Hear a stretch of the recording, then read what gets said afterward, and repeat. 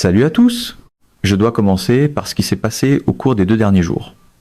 Les deux camps se tirent dessus parce que 2 pétroliers iraniens ont été frappés par la marine américaine, l'un près du port de Fujairah, alors qu'ils se dirigeaient vers le détroit d'Ormuz, et l'autre près de Bandar Jask, ou de la ville de Jask. L'Iran a répondu à cela. Au cours des dernières 48 heures, il y a eu beaucoup de rumeurs venant de la région, notamment des informations affirmant que 2 destroyers auraient été touchés par des missiles balistiques iraniens ou être par des drones. En même temps, les États-Unis frappaient ces pétroliers alors qu'ils tentaient de traverser le détroit d'Ormuz pour atteindre des ports iraniens.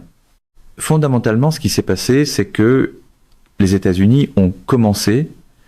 Si quelqu'un regarde les médias occidentaux, il penserait que c'est l'Iran. Et le gouvernement américain prétend aussi que c'est l'Iran. Mais ce sont les États-Unis qui ont commencé en frappant des pétroliers et en tuant un certain nombre de marins. Je sais qu'un marin a été tué et que plusieurs autres étaient portés disparus sur un pétrolier. Je ne sais pas ce qu'ils sont devenus, mais les Américains tuent simplement des innocents. Dans la salle de presse façon Trump, allumer l'incendie puis pointer la fumée du doigt avec solennité semble apparemment considéré comme une stratégie. Cela ressemble à ce qui s'est passé il y a quelques jours lorsqu'il y a eu un autre affrontement près du détroit d'Ormuz. Ils ont tiré sur des bateaux civils et une personne a été tuée. Au départ, ils ont dit que 5 personnes avaient été tuées, mais une personne a été tuée. Et aucun bateau militaire iranien, aucun bateau naval iranien n'a été touché au cours des 2 dernières semaines. Dans aucun de ces 2 affrontements navals, des bateaux navals iraniens n'ont été frappés. Pas un seul. Des navires américains ont été touchés, mais par des drones. Les missiles, d'après ce que je comprends, ont surtout été tirés vers eux pour les effrayer. Mais des drones ont été lancés et plusieurs drones ont effectivement touché les navires. Les drones visaient à causer des dommages, mais pas des dommages graves. Les missiles ont été tirés, mais ils n'étaient pas censés frapper les navires, c'est ce que je comprends. Si les missiles avaient frappé les navires, cela aurait créé une nouvelle vague de tension et l'Iran, pour l'instant, ne veut pas être perçu comme celui qui lance une nouvelle agression. L'agression vient toujours des Américains, mais l'Iran ne veut pas être vu comme le camp qui provoque l'escalade, pour toute une série de raisons. La communauté internationale veut que cela s'apaise et les Iraniens veulent être vus, comme ils l'ont été jusqu'ici, comme l'acteur responsable. L'Iran empêche donc des navires de partir, précisément les navires venant de ces 5 pays. Le détroit d'Ormuz n'a jamais été fermé par les Iraniens. Les navires liés à des pays amis de l'Iran ou à des pays qui n'ont pas participé à la guerre d'une quelconque manière passent. Des navires chinois, russes, irakiens, ainsi que des navires de pays comme l'Inde et le Pakistan sont passés. Même lorsque certains de leurs navires transportaient du pétrole ou du gaz naturel liquéfié provenant des 5 pays qui faisaient partie de la guerre, ils ont négocié et ont fait passer certains de leurs navires. Les restrictions visent le Koweït, Bahreïn, le Qatar, l'Arabie Saoudite et les Émirats Arabes Unis. Et c'est parce qu'ils ont combattu dans la guerre, ils ont aidé les Américains à lancer des frappes meurtrières contre l'Iran, des frappes de missiles, des frappes aériennes, des frappes navales. Ils sont complices et il n'y a aucune raison pour que l'Iran permette à leurs navires de traverser le détroit d'Ormuz dans de telles circonstances. Les Américains tentaient de mener une opération pour faire passer ces navires par le détroit, ils ont échoué. Cela constitue en soi une preuve d'échec. Donc, peu importe ce qui s'est passé ou la manière dont les Iraniens ont frappé les navires américains, ou le fait que les Américains aient tué des marins ordinaires et des civils, la meilleure preuve de l'échec de Trump et de l'échec des forces américaines, malgré la propagande des médias occidentaux, c'est le fait qu'aucun de ces navires n'a réussi à traverser le détroit d'Ormuz. Mais dans l'univers de Trump, une porte verrouillée peut encore être présentée comme une grande ouverture si le slogan est assez bruyant. L'Iran atteint un point où il doit affronter les États-Unis au sujet de ce blocus. Il ne peut pas simplement rester à l'écart et regarder les États-Unis frapper ses pétroliers. L'escalade est grave. Et la question est de savoir jusqu'où elle ira et si, à cause de ces escalades, une nouvelle phase de guerre pourrait bientôt commencer. Je l'ai déjà dit à quelques reprises et je ne veux pas donner l'impression d'être un disque rayé. Je ne veux pas répéter constamment la même chose, encore et encore, au risque de ressembler au garçon qui criait au loup. Mais l'Iran s'attend toujours à une attaque majeure, et il s'y attend évidemment depuis déjà un bon moment. Lors des 2 dernières émissions, j'ai dit que l'Iran attendait une attaque imminente, qui pouvait se produire à n'importe quelle heure. C'est toujours le cas maintenant. Les Américains ont toutes leurs forces en position. Ils ont aussi amené beaucoup d'équipements pour des opérations terrestres, et les Iraniens estiment qu'une attaque pourrait être imminente. Les forces armées iraniennes sont donc en état d'alerte maximale. C'est la situation depuis au moins quelques semaines maintenant. Je suis pas très bon avec les dates, mais oui, cela pourrait arriver. Logiquement, on pourrait penser que les États-Unis n'attaqueraient pas maintenant, parce que la rencontre entre le président Xi et Trump est prévue le 14, si je ne me trompe pas, ou le 13, ou le 14, autour de cette période. On pourrait penser que Trump ne lancerait pas une attaque contre l'Iran avant une rencontre importante avec le président chinois, parce que cela changerait les équations et pourrait nuire aux négociations. Mais encore une fois, c'est Trump, et ce sont les sionistes. Ce ne sont pas des gens rationnels, ce ne sont pas des gens raisonnables. Planifier en fonction de la prévisibilité de Trump, c'est un peu comme bâtir un horaire autour d'un feu d'artifice dans une station-service. Je viens de voir un reportage du Liban. C'est pas complètement lié à ce dont il est question ici. Mais cela donne une idée du genre de monstre auquel nous avons affaire. Un homme était sur une moto avec sa fille, et ils essayaient de le tuer. Il s'est finalement séparé d'elle et a été tué, puis ils ont poursuivi sa petite fille, l'ont frappée elle aussi, et elle est morte à l'hôpital. Voilà le genre de monstre auquel nous avons affaire. Ils n'ont ni humanité ni rationalité, ils ne sont pas raisonnables. Ils ne comprennent même pas comment ce genre de comportement scandaleux est perçu dans le monde. Un journaliste à Beyrouth a expliqué ce qui s'était passé, et je l'ai relayé sur X il y a quelques minutes. Donc, lorsque nous parlons de cette catégorie de personnes, il se peut qu'elles ne tiennent même pas compte du fait que Trump doit bientôt partir en Chine pour un voyage. On s'attendrait à ce qu'elles n'attaquent pas dans les prochains jours, mais les Iraniens, sachant que Trump n'est ni prévisible ni rationnel, sont prêts à une attaque. Donald Trump et les États-Unis ont aussi affirmé qu'au moins 7 vedettes rapides iraniennes avaient été touchées pendant ces tirs. Mais en Iran, on ne peut pas cacher les martyrs. On ne peut pas les dissimuler. Leurs familles sortent immédiatement, toute la ville sort, leur ville sortent, les gens descendent dans les rues et ils filment leurs funérailles. C'est pas quelque chose que l'on peut cacher. Le camp trumpiste n'a jamais vraiment considéré l'absence de faits comme un obstacle sérieux à un titre spectaculaire. Je me souviens des premiers jours en Syrie, lorsque la sale guerre a commencé, vers 2013 ou à peu près. Les premiers martyrs n'avaient pas été annoncés. Mais ensuite, ils sont apparus sur les réseaux sociaux et ils ont cessé de faire cela, parce que c'est tout simplement impossible. Ils ont donc touché aucun des bateaux navals iraniens, ils ont tué une personne sur un bateau qui, je crois, transportait des marchandises d'Oman vers l'Iran, un petit navire cargo, plusieurs personnes ont été blessées, et ils ont visé plusieurs bateaux de pêche qui étaient venus porter secours à ce navire. Je ne suis pas tout à fait certain des circonstances, mais ils ont frappé 2 ou 3 de ces bateaux de pêche qui allaient aider ce plus gros bateau. Je pense pas que quelqu'un ait été tué là. Je crois que plusieurs personnes ont été blessées, mais aucun bateau naval n'a été touché. Des rapports de Marine Traffic montrent qu'au cours des dernières 24 heures, pas un seul navire commercial n'a traversé le détroit d'Ormuz. D'un autre côté, un autre rapport, publié dans The Wall Street Journal, affirme que l'Europe dispose de 6 semaines, qu'elle est en train de manquer de carburant aviation en ce moment. Le problème, c'est que le détroit d'Ormuz est responsable de l'approvisionnement de 20% du carburant aviation, et pas seulement de 20% du carburant aviation, mais aussi de 20% du pétrole brut qui passe par le détroit et qui va ensuite vers les raffineries produisant du carburant aviation. La crise est immense et 6 semaines, ce n'est rien lorsqu'il s'agit de réserves stratégiques, dans le cas de l'Europe par exemple, comme le mentionnait ce rapport de The Wall Street Journal.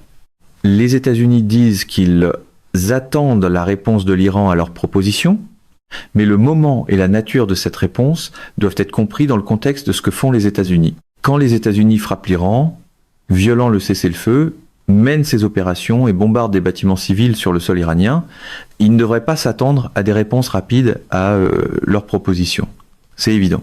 l'Occident ne comprend pas du tout l'Iran. Apparemment, la méthode Trump consiste à frapper la porte, puis à se plaindre qu'elle tarde à s'ouvrir poliment. L'Iran fait le contraire de ce qu'il calcule. Quand ils parlent avec d'autres pays, je suppose que lorsqu'ils exigent des réponses rapides, ils obtiennent des réponses rapides.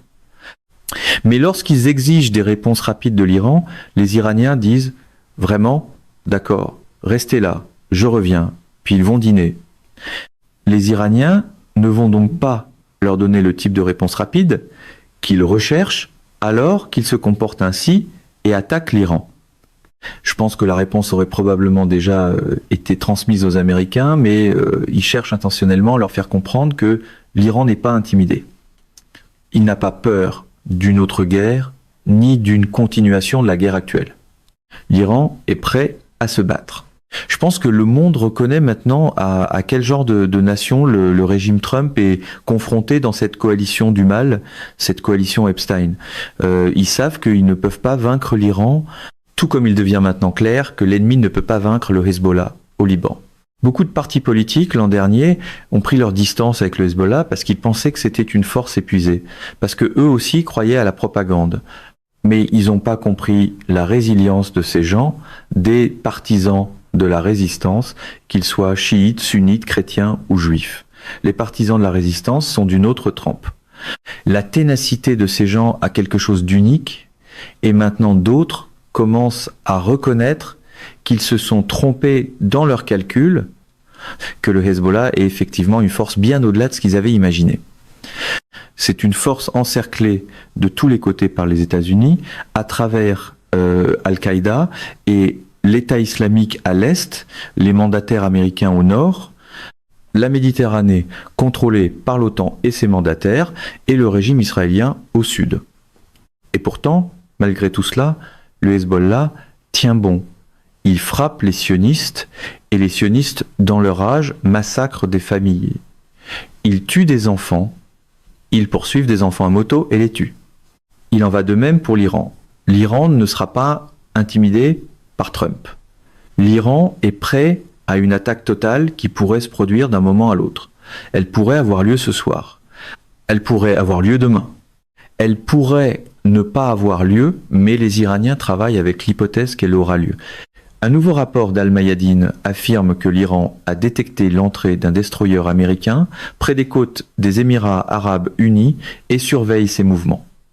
Les Émirats arabes unis sont différents des autres pays du Conseil de coopération du Golfe. Avant le début de cette guerre, il semblait que tous ces pays avaient le même type de politique. Mais avec le temps, et depuis le cessez-le-feu, les Émirats arabes unis ont commencé à paraître très différents des autres pays du Conseil de coopération du Golfe. En ce moment, ils sont totalement connectés à Israël. Ils veulent faire partie de la logique israélienne dans la région, avec les États-Unis. Même lors des attaques d'il y a 48 heures, l'un des responsables aux Émirats arabes unis donnait des indications pour ces attaques contre l'Iran. Les Émirats arabes unis occupent donc une place particulière dans l'esprit des responsables iraniens. Et l'Iran se prépare à faire face à cette nouvelle réalité. Depuis le tout début, les Iraniens considéraient les Émirats arabes unis comme différents des autres. Ils avaient une alliance plus étroite avec le régime israélien. C'était tellement problématique que même les Saoudiens commençaient à être frustrés par leur comportement. Nous avons vu comment au Yémen et même au Soudan, cela a commencé à affecter la politique saoudienne. Après le début de la guerre, certains de ces pays ont commencé à devenir plus réalistes. Après que l'Iran l'a frappé très durement, il a commencé à repenser sa politique. Même s'il reste un mandataire des États-Unis, et il n'y a aucun doute là-dessus, et même si tous ses œufs sont dans le panier américain, il adopte tout de même une approche plus pragmatique envers l'Iran maintenant. Les 4 autres pays sont différents des Émirats arabes unis, ou comme certains en Iran les appellent maintenant, l'Émirat d'Abu Dhabi, même si je ne veux pas insulter. Les Iraniens voient que les Émirats arabes unis sont différents du reste. Leur relation avec Israël était beaucoup plus forte et l'alliance a ensuite été affichée ouvertement. Il y a le Mossad là-bas, il y a une présence militaire sioniste là-bas, il y a des vols directs, et les Émirats arabes unis sont ouvertement hostiles envers l'Iran. Même si l'Iran n'a pas commencé la guerre, ces pays ont participé à la guerre contre l'Iran. Ces 5 pays sont tous partenaires dans la guerre contre l'Iran. Ils n'ont aucune excuse pour ce qu'ils ont fait au peuple iranien. Maintenant, la politique iranienne envers les Émirats a changé. L'Iran dit qu'il va commencer à traiter les Émirats comme il traite le nord de l'Irak. Le nord de l'Irak est un allié du régime sioniste. Le gouvernement kurde à Erbil est très proche du régime israélien. Bien sûr, il est proche des États-Unis et de l'OTAN, mais il est aussi un allié du régime israélien. Il permet à des organisations terroristes d'opérer malgré le fait que le gouvernement central irakien ne l'accepte pas. Ils utilisent l'influence américaine en Irak et surtout dans le nord de l'Irak pour permettre à des organisations terroristes d'ouvrir des bases militaires. Il existe toutes sortes de bases militaires dans le nord de l'Irak pour des organisations terroristes dirigées contre l'Iran. Ce que les Iraniens font, c'est les bombarder régulièrement et ils continueront de le faire parce qu'ils estiment qu'une fois l'assaut américain commencé, ces terroristes entreront en Iran depuis le nord de l'Irak. Voilà le plan. Il y a aussi les terroristes de la frontière avec le Pakistan, les organisations terroristes wahhabites financées par des agences occidentales qui mènent régulièrement des attaques près de la frontière pakistanaise et qui lanceront un assaut depuis cette zone. Ces terroristes et ces groupes kurdes, mais aussi d'autres, lanceront une attaque depuis le nord de l'Irak pendant que les États-Unis et le régime israélien bombarderont l'Iran et bombarderont probablement des infrastructures critiques iraniennes comme les centrales électriques. C'est ce qu'ils disent qui pourrait arriver. Et c'est ce à quoi l'Iran se prépare. Donc, pendant que nous parlons, l'Iran frappe ces groupes terroristes dans le nord de l'Irak. Mais bien sûr, si cela se produit réellement, l'Iran commencera à frapper Erbil elle-même et le gouvernement. Ils feront tomber le gouvernement et la résistance irakienne ciblera aussi le gouvernement parce que l'Iran ne tolérera plus un gouvernement local kurde pro-sioniste dans le nord de l'Irak. Après cela, si une telle opération est lancée contre l'Iran. Cette politique est maintenant élargie aux Émirats arabes unis. Les Iraniens disent essentiellement qu'à l'avenir, s'ils voient une menace contre l'Iran venant de n'importe quel endroit de ce territoire, ils frapperont. C'est un grand changement. C'est le genre de changement qui ne rentre pas proprement dans un slogan de campagne de Trump, ce qui explique peut être pourquoi le slogan arrive généralement avant la politique. Il est important de rappeler qu'il s'agit de la 3e guerre lancée contre l'Iran par l'Occident et ses mandataires. La première a eu lieu en 1980 avec Saddam Hussein poussé par les Américains et ces pays du Golfe Persique ont donné à Saddam des centaines de milliards de dollars à l'époque. À ce moment-là, les relations de l'Iran avec les Émirats étaient les meilleures parmi tous ces pays. Et cela est resté le cas pendant 2 ou 3 décennies. Mais depuis que les Émirats ont choisi de devenir un allié du régime israélien, la relation de l'Iran avec les Émirats arabes unis, est devenue la pire de toutes, aux côtés de Bahreïn, qui affiche aussi une grande malveillance envers l'Iran. Mais le régime bahreïni n'est pas si important. Il n'est pas très important. Les Émirats, en revanche, conspirent beaucoup contre l'Iran. Et beaucoup des forces qui ont été amenées dans la région sont basées aux Émirats. Les forces terrestres sont au Koweït, aux Émirats et à Bahreïn. Et une grande partie de la puissance aérienne se trouve aux Émirats, en Arabie Saoudite et au Qatar. Bahreïn a aussi repris sa répression contre les chiites bahreïnis. Étant donné que plus de 70% de la population de Bahreïn est musulmane chiite, cela est important pour la région et cela soulève la question de la manière dont l'Iran voit la situation à Bahreïn et s'il existe un moyen d'améliorer la situation pour ces personnes. En ce moment, toute personne qui soutient la résistance est en grande difficulté. En Syrie, par exemple, il y a des gens de différentes origines ethniques, de différents milieux religieux, de différentes religions et de différentes sectes qui subissent beaucoup de pression. Toute personne qui soutient la résistance est en difficulté. La même chose est vraie dans toute la région du Golfe Persique. Mais il ne s'agit pas seulement des chiites maintenant. Dans une très large mesure, à l'exception des wahhabites et des salafistes financés par ces dictatures, les gens dans la rue soutiennent la résistance. Le Qatar est un régime wahhabite. C'est son idéologie officielle et la même chose est vraie pour l'Arabie Saoudite, même si Mohammed Ben Salman s'en est quelque peu éloigné Mais à part eux, les gens dans la rue soutiennent la résistance. J'ai des amis au Koweït qui ne sont ni koweïtiens ni musulmans, mais disent que la population locale soutient la résistance. Je ne sais pas. Ils disent tous. Alors un de mes amis dit que les gens soutiennent la résistance. Je pense donc que le sectarisme et les divisions artificiellement créées, ou des groupes wahhabites et salafistes financés par ces régimes, ont tenté de diviser les gens dans toute la région par le sectarisme, sont maintenant en train de s'effondrer. Le projet de diviser les gens par secte, par religion, par race, est en train de s'écrouler. D'après ce que j'entends à travers l'Afrique du Nord, le Maghreb en particulier, l'Égypte, et même dans ces pays, y compris le Koweït, le soutien à la résistance dépasse les sectes et les religions. Il est très fort. La nouvelle proposition des États-Unis doit aussi être comprise à travers ce qui se passe au Liban. Le Hezbollah combat l'agression israélienne et fait de son mieux pour forcer les forces israéliennes. Il est vraiment incroyable. En même temps, le premier ministre libanais s'est rendu en Syrie et la situation au Liban est centrale dans les négociations entre l'Iran et les États-Unis. L'Iran, à chaque fois, que ce soit avec le plan en 10 points ou le plan en 14 points, a fait du premier point la fin de la guerre sur tous les fronts, et cela inclut le Liban. Ce que veut le gouvernement libanais, c'est la défaite de la résistance. Il y a beaucoup de réfugiés et ils essaient de les étrangler financièrement. Ils ne permettent même pas que l'aide financière arrive d'Irak, ou d'ailleurs, pas seulement d'Iran. Lorsque les réfugiés voulaient installer un lieu pour 3000 réfugiés, ils l'ont empêché. Ils ont dit non, ces réfugiés ne peuvent pas venir dans cette partie du Liban.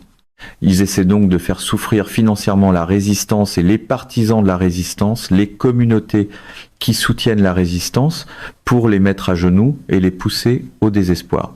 Mais ce sont des gens tenaces. Le premier ministre libanais et le président sont les ennemis de la résistance. Ce sont des mandataires américains. Et bien sûr, la même chose est vraie pour le régime d'Al-Qaïda en Syrie. La résistance est donc encerclée, mais nous voyons toujours cette résistance héroïque, une résistance efficace contre le régime israélien. C'est contre toute attente, et les gens à travers le monde devraient étudier de près ce que fait le Hezbollah et ce que font ses partisans, y compris les sacrifices de ses partisans. Les Israéliens bombardent toutes les villes, détruisent toutes les maisons, afin que tous les partisans de la résistance n'aient nulle part où aller. Ils ont détruit leur commerce. Ils ont détruit les banques ou tous les moyens leur permettant d'avoir accès à de l'argent. Ils veulent affamer la résistance. Et bien sûr, c'est une coalition du mal. Le Premier ministre, le Président, les États-Unis, l'OTAN, les mandataires américains, l'État islamique, Al-Qaïda et le régime sioniste. Pourtant, malgré cela, le Hezbollah a l'avantage. C'est vraiment incroyable. C'est exactement comme ce que l'Iran a fait aux États-Unis dans cette guerre héroïque de résistance. Soyons très francs. Même nos amis à travers le monde ne pensaient pas que nous survivrions. Beaucoup d'entre eux, du moins. J'ai beaucoup d'amis qui, après la fin de la guerre, m'ont plus ou moins dit qu'ils craignaient que le pays s'effondre. Beaucoup de gens pensaient qu'il ne tiendrait pas plus de quelques jours. Maintenant, leur regard sur l'Iran a changé. Le ministre iranien des Affaires étrangères, en revenant de Chine, a dit que les Chinois avaient affirmé que le statut de l'Iran dans le monde avait considérablement augmenté après la guerre. La même chose est vraie pour l'ensemble de l'axe de la résistance.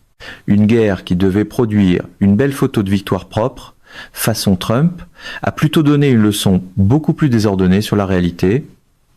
Le scénario vénézuélien est aussi pertinent. Les États-Unis ont, d'une certaine manière, fait ce qu'ils ont fait en Irak pendant de nombreuses années. Ils ont contrôlé le pétrole de l'Irak, vendu le pétrole, placé l'argent dans des banques américaines, puis donné quelque chose au gouvernement irakien. Ils font la même chose au Venezuela. Nous venons d'apprendre que les États-Unis ont retiré 5 kilos d'uranium enrichi du Venezuela. Donald Trump parle de faire la même chose dans le cas de l'Iran, de retirer l'uranium enrichi et de l'envoyer aux États-Unis. Mais l'Iran ne l'acceptera pas. Aucun uranium enrichi ne quittera le territoire iranien. Voilà la position iranienne. Après tout ce temps, les Américains auraient dû apprendre la leçon. Mais dans leur arrogance, ils ne le peuvent pas. Dans le manuel de Trump, exiger l'impossible est souvent présenté comme de la négociation, surtout lorsque les caméras tournent déjà. Les Iraniens sont prêts à retourner en guerre. L'Iran est prêt pour la guerre. La conviction est que la guerre est très proche. Les probabilités de guerre sont très élevées. C'est là, l'intimidera pas l'Iran. Au cours des 2 ou 3 derniers jours, le secrétaire d'État américain et Trump ont tous deux déclaré qu'ils attendaient la réponse de l'Iran, qu'elle devait arriver aujourd'hui. Mais l'Iran n'est pas pressé. L'Iran donnera sa réponse lorsqu'il le jugera approprié. Et je peux dire maintenant, sans être impliqué dans le processus décisionnel du tout, que la réponse de l'Iran ne sera pas quelque chose qui plaira aux Américains. Il n'y a aucun doute là, dessus. Les Iraniens n'accepteront la paix que sur la base du plan en 10 points que l'Iran a présenté, et les États-Unis ont accepté de mener les négociations dans ce cadre. La priorité de l'Iran en ce moment est un cessez-le-feu qui inclut le Liban, qui inclut Gaza, qui inclut toute la région et qui inclut la levée du siège du détroit d'Ormuz. Tant que cette situation actuelle continue, les États-Unis entraînent littéralement le monde au bord du précipice. Netanyahou et Trump entraînent littéralement le monde au bord du précipice. Et d'une manière ou d'une autre, la ligne de presse arrive encore assez polie pour appeler ce précipice une nouvelle plateforme audacieuse. Chaque jour qui passe, la situation empire. Après un certain point, elle va empirer beaucoup plus rapidement. La détérioration deviendra beaucoup plus visible et beaucoup plus inquiétante pour les gens à travers le monde. Mais l'Iran ne va pas apaiser les États-Unis. En ce moment, la priorité est le cessez-le-feu et la fin du siège, afin que les navires puissent entrer et sortir. Et avec un cessez-le-feu, l'Iran n'abandonnera ni le Liban, ni Gaza, ni quoi que ce soit de ce genre. Ensuite vient le plan en 10 points, puis après cela vient le programme nucléaire et la négociation d'un accord nucléaire. Cela se trouve au bas des priorités de l'Iran. Le détroit d'Ormuz est compliqué parce qu'il ne s'agit pas seulement de pétrole, de gaz, d'engrais et d'hélium. Il s'agit aussi des connexions Internet, parce que ces câbles passent au fond du détroit d'Ormuz. Cela concerne environ 90% des communications Internet internationales. Lorsque l'Iran contrôle le détroit d'Ormuz, l'Iran serait responsable si quelque chose arrivait à ces câbles. Les entreprises iraniennes, les entreprises techniques iraniennes devraient contrôler cela.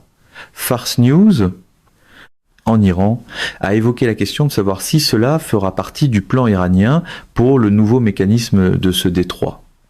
Je ne sais pas quelle serait la politique concernant ces câbles, mais s'il y a une guerre, alors personne ne devrait se sentir assuré que ces câbles resteront en sécurité. Je ne sais pas quelle sera la politique future. Mais en ce qui concerne ce détroit, il ne fait aucun doute que la politique a changé de façon permanente.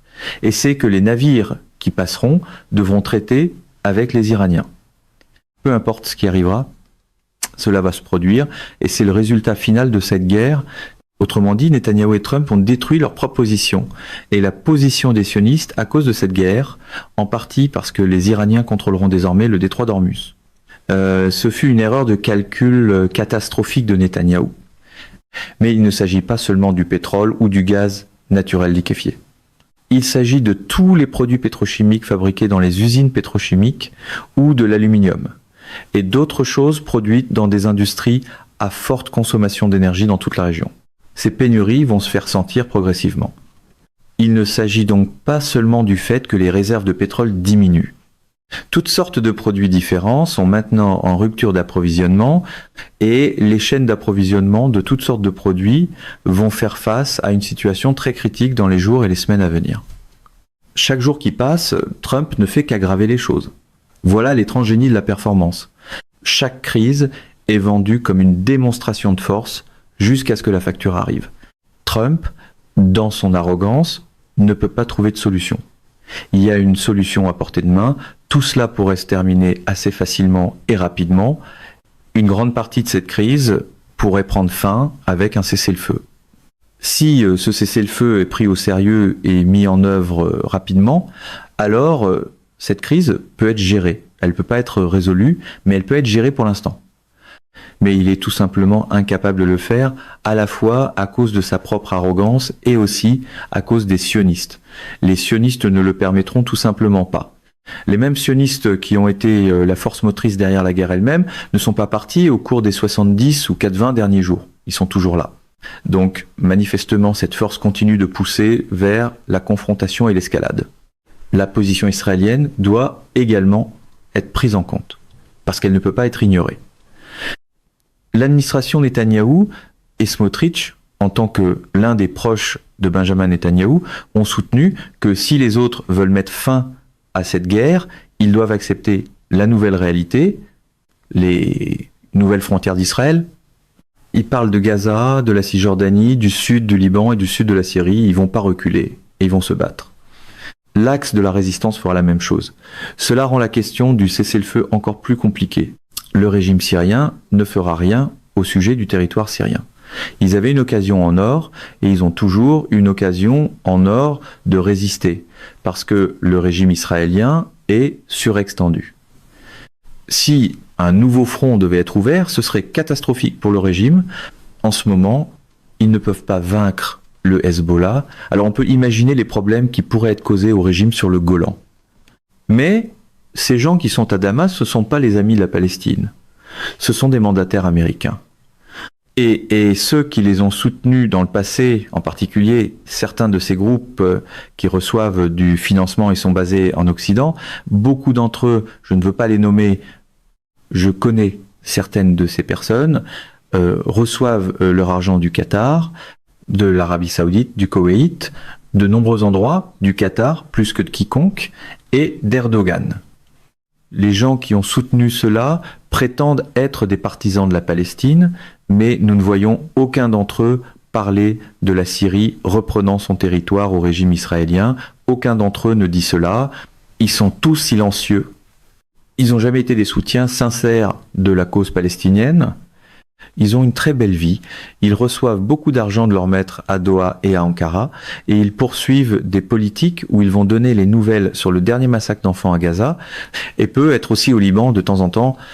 Mais ils ne pousseront pas la Syrie à se dresser contre le régime israélien. Ce n'est pas quelque chose qu'ils veulent poursuivre. La raison est évidente. Le régime syrien ne le fera jamais de toute façon. Et eux aussi sont liés au régime qui les finance. Ils ne sont pas comme la résistance. Il n'y a aucune ressemblance entre ces gens et la résistance. Il n'y a aucun chevauchement entre ces gens et la résistance. Ils font, consciemment ou non, partie du projet sioniste plus large. Donc si la Syrie entrait dans la bataille, ce serait trop pour le régime israélien, et l'Irak l'appuierait, l'Iran l'appuierait. La Turquie, sous Erdogan, et le Qatar ne soutiendraient jamais une telle chose. Mais l'Iran, l'Irak et le Hezbollah leur donneraient toute l'aide dont ils auraient besoin s'ils entraient dans la bataille. Mais cela n'arrivera pas. Au Liban, les Israéliens ne pourront jamais rester sans être attaqués. Et à Gaza, le Hamas et le djihad islamique ne vont nulle part. Ce que le régime israélien veut faire, c'est créer des divisions au sein du Hamas. Il veut affaiblir l'aile politique et l'aile militaire, ainsi que l'aile politique qui demeure ferme. Il tente de créer une faction au sein du Hamas et d'autres organisations de résistance qui choisiraient une voie différente. Mais cela ne fonctionnera pas. Le Hamas n'est pas comme ça. Le djihad islamique palestinien n'est pas comme ça. Je ne vois donc pas le régime israélien réussir quoi que ce soit. Plus il prend de terre en Cisjordanie, ce qui fait jour après jour, plus il rendra finalement la situation en Cisjordanie beaucoup plus difficile pour le régime. Après tout, il y a là un grand nombre de Palestiniens et ils atteindront un point où ils ne pourront plus survivre en étant étranglés. Et cela provoquera une réaction sévère. Le monde a changé. Le monde ne tolérera pas un autre génocide en Cisjordanie. Le régime israélien et les Américains sont désormais méprisés à travers le monde à cause du génocide. Et parce qu'avec cette guerre, ils détruisent l'économie mondiale et le monde les rejette tout simplement. J'ai parlé à de nombreux journalistes indiens qui se trouvaient en Iran au cours des 2 dernières semaines et le consensus parmi ceux à qui j'ai parlé était que l'état d'esprit en Inde a changé envers le régime israélien. Donc, si le régime israélien perd l'Inde, alors imaginez ce qu'il en est ailleurs. Les choses ne vont pas bien pour le régime. C'est peut être un point long et un peu structuré, mais la conclusion est qu'il est plus facile de le dire que de le faire.